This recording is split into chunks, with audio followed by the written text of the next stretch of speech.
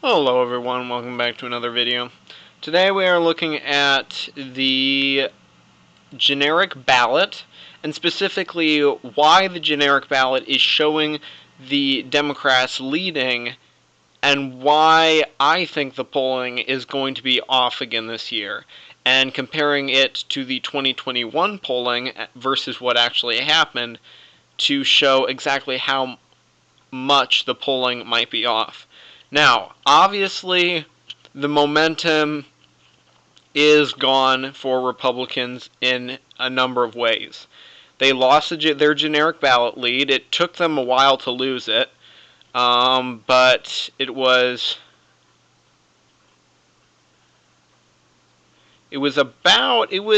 after July that they really started tanking, and then the Democrats took the lead. They have about a 1-point lead as of right now, which is significant in itself, don't get me wrong, but let's not forget what happened in 2021. So, to predict exactly what the generic ballot is going to look like this year, we're going to go back to 2021, where, as you remember, we had the New Jersey governor's race, which happened, and what we're basically going to do is compare what the generic ballot was like then versus what actually happened. So, as you can see right here, we are going back.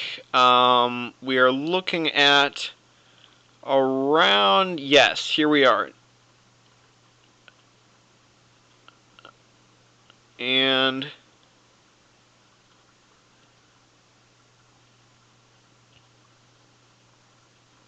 had it there for a second.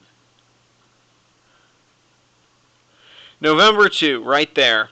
Democrats actually had a lead in the generic ballot of 2.7 percentage points over the Republicans, with plenty of undecideds granted, but it was still a lead. This was shortly before Republicans barely took the lead in the generic ballot, but this was the exact day of the election, and Democrats still had a lead in the polling data. Now, obviously, what happened was completely different. We saw shifts to the right in both the states of Virginia and New Jersey, and we are going to compare exactly what happened during that time. So, looking up here, first we are going to look at Virginia. This was what happened in Virginia. As many of you remember, it was Glenn Youngkin versus Terry McAuliffe.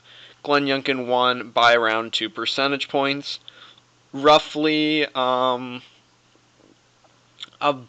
63 to 64,000 votes, which was very significant in and of itself because Virginia's governorship had not gone red since 2009 with Bob McConnell, but now Virginia has a Republican governor again, which is in itself significant considering the fact that Virginia has trended largely blue, and it had been a while since a Republican governor had been elected.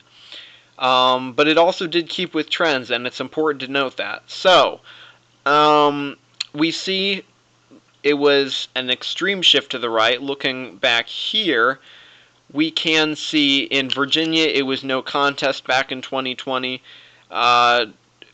Trump lost it by around 10 points, but then in 2021, Virginia took a shift to the right of about 6 percentage points.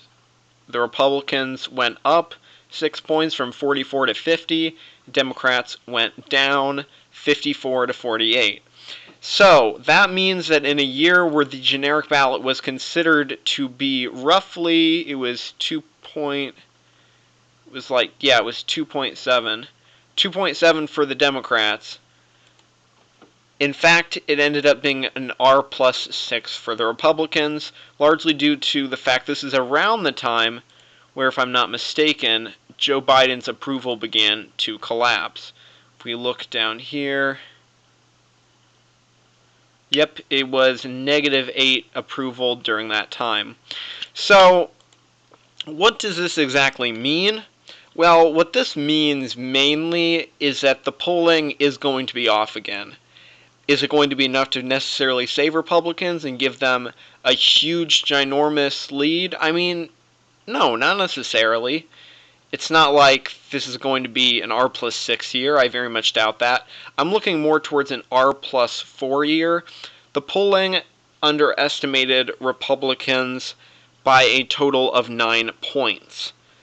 Now, obviously, we have the fact that back in 2020, it was a D+3 national environment, I believe.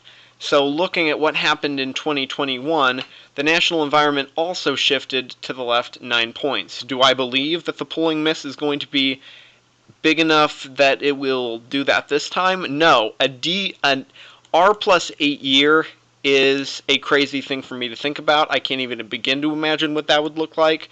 I might actually do a video if you guys really want me to do a video.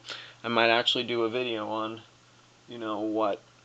what that would look like for the House, etc. But anyway, you can definitely see there was a polling miss, and that's something to be considering this year. Considering the fact that back during October and November, Democrats did not lose their lead in the generic ballot until the 16th of November, meaning it took 2 weeks after the 2021 elections before Democrats actually lost their lead. And as a result, I am looking at many of these polls like CNN, SSRS, that's C polling. Morning Consult isn't particularly good. This poll, which is B+, has it tied. Public Opinion Strategies has D+2. Most of these undecideds, I reckon, will go for the Republicans. And then we are looking at some polls that still poll adults and not likely voters, which is an issue. So overall, I would say that Republicans do have a narrow lead, I would say, of around 2 to 3 percentage points as of right now. I believe that really can pick up going up to Election Day. I think there will be a bit of a shift, but as of right now, that's the way I'm seeing it. We can also look at New Jersey to make a similar point. Back in 2020, New Jersey was showing a Biden plus 16 result, 57 to 41. We go back to what happened in 2021, and it was a 6-point decrease, and actually like a 7-point increase. So it was a little bit over the 6 points from before that I mentioned.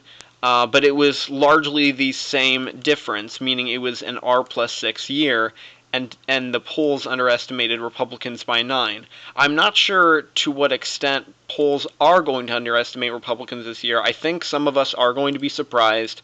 I think there are going to be a lot of races that end up going vastly more Republican than was initially considered, especially considering what happened back in 2020 with the House and such. I believe there is going to be a significant difference, and people are going to be seeing something different than what they initially expected. It could be in the opposite direction. It could be that Democrats end up doing way better than expected due to Roe v. Wade. It could be anything like that, but I think it's more likely that Republicans end up overperforming their expectations and pulling off the House and possibly the Senate, assuming we have a few October surprises and people like Oz start picking up in the polling and Masters picks up in the polling. Herschel Walker, I don't think he has much of a shot at winning at this point. I think the debate won't really help him all that much. It won't necessarily hurt him, but it won't necessarily help him. So I don't think that's going to end up working out for Republicans, but I can see other races, in addition to Laxalt, end up improving for Republicans, and they get a narrow Senate majority. But in the end, it really could go either way. As of right now, I'm predicting this to be an R+4 year in the end.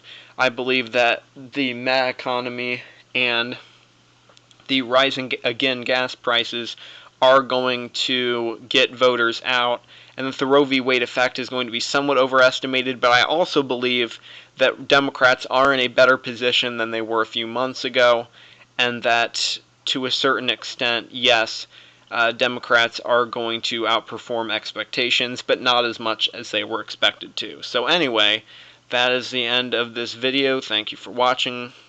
Subscribe, do all that stuff. I don't care. Bye.